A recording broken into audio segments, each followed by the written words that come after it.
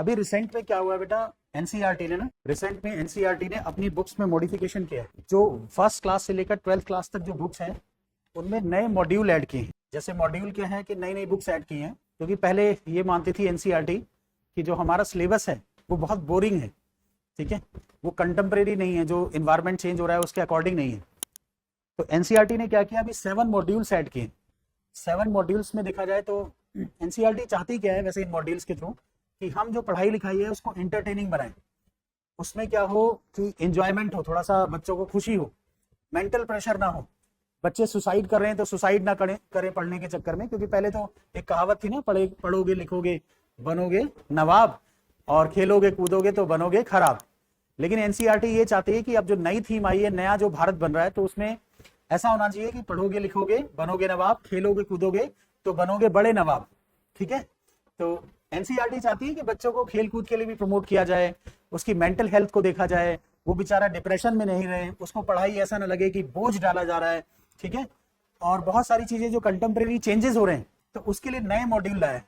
जैसे मॉड्यूल में books addition हुई है, नई नई बुक्स आई हैं। जैसे फर्स्ट मॉड्यूल उसने क्या किया है कि डिजिटल इंडिया से रिलेटेड है। डिजिटल इंडिया का मतलब आपको बच्चों को, एनसीईआरटी बच्चों को क्या सिखाएगी, यूपीआई पे पेमेंट कैसे करते हैं, डिजी लॉकर में अपने डॉक्यूमेंट कैसे ऐड करते हैं, आधार कार्ड पे अपना नाम कैसे एंटर कराते हैं, अपडेशन कैसे करते हैं, अगर मान लीजिए आधार में आपको अपना एड्रेस चेंज कराना है तो कैसे चेंज कराएंगे, आयुष्मान भारत पे कैसे रजिस्ट्रेशन कराया जाता है, ठीक है, ई श्रम कार्ड जो होता है वो कैसे बनता है। सो जितनी भी डिजिटल सर्विसेज हैं जो गवर्नमेंट ऑफ इंडिया दे रही है, वो सारी गवर्नमेंट ऑफ इंडिया मॉड्यूल 1 में बच्चों को सिखाएंगे। छोटे बच्चों को बताया जाएगा ये सारा कुछ डिजिटल प्लेटफॉर्म, जैसे स्वयं प्लेटफॉर्म है तो वहां से कैसे आप नॉलेज गेन कर सकते हैं, ये सारी चीजें मॉड्यूल 1 में सिखाई जाएंगी।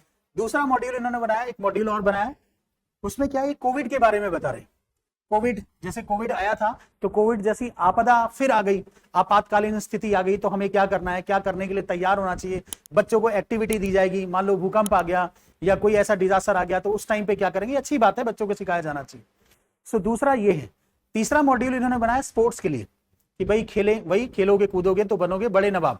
मतलब खेल के लिए प्रेरित करना, फिट इंडिया के लिए प्रेरित करना, अपनी हेल्थ के लिए प्रेरित करना कि आप हेल्थ को मेंटेन रखें, ठीक है, ये सब चीजें सिखाई जाएंगी।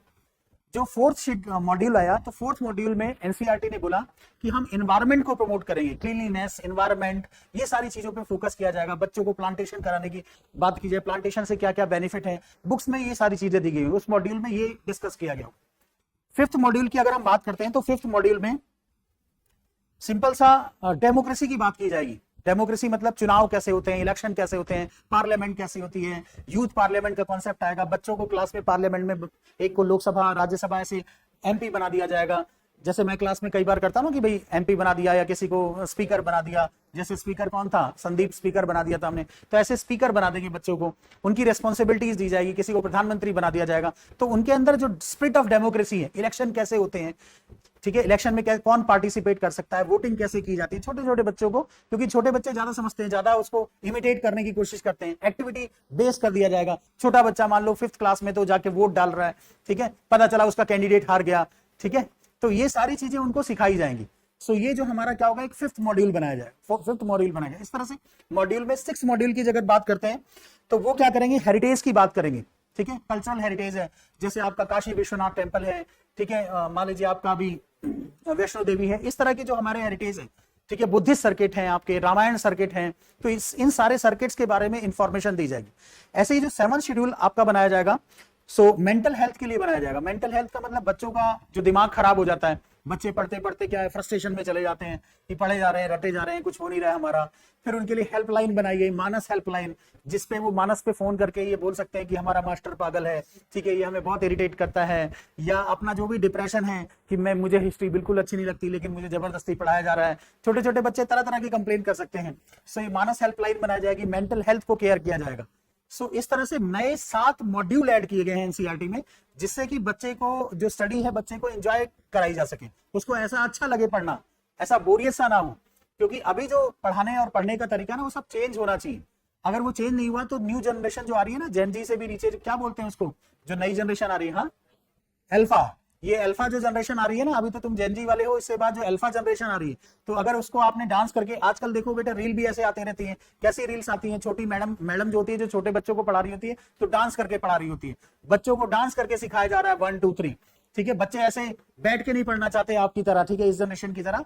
तो जो अल्फा जनरेशन आएगी वो अल्फा जनरेशन, ठीक है, वाइब्रेंट जनरेशन होगी। तो उसके लिए जो एनसीईआरटी जो मॉड्यूल बना रही है तो उनकी कंपेटेबिलिटी को देखते हुए बना रही है।